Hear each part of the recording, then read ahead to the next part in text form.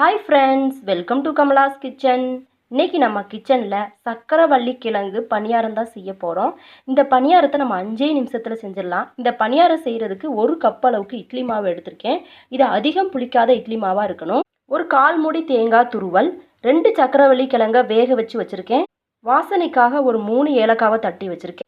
இட்லி மாவோட நம்ம எடுத்து வச்சுருந்த நாட்டு சர்க்கரை, தேங்காய் துருவல், ஏலக்காய் சேர்த்து ஃபஸ்ட்டு ஒரு கரண்டியை வச்சு நல்லா கலந்து விட்டுருவோம். சக்கரவள்ளி கிழங்கு இந்த மாதிரி நல்லா மசிச்சுட்டு நம்ம இட்லி மாவோட சேர்த்து கலந்துக்குவோம். மாவு கொஞ்சம் கட்டியாக இருக்க மாதிரி இருந்துச்சுன்னா கொஞ்சமாக தண்ணி ஊற்றி நல்லா மிக்ஸ் பண்ணிக்கிடுவோம். பணியாரம் நல்லா உப்பி வர்றதுக்காக ஒரு 1/4 ஸ்பூன் அளவுக்கு சோடாப்பு சேர்த்து நல்லா கலந்து விட்டுருவோம். பணியாரக்கல் அடுப்பில் வச்சுருக்கேன், அது நல்லா சூடேறிடுச்சு. இப்போ பணியாரத்தை நம்ம ஊற்றிக்க போகிறோம். பணியாரத்தை ஊற்றியாச்சு, இது வேகட்டும். வேகவும் இன்னொரு சைடு திருப்பி விட்டுக்குவோம்.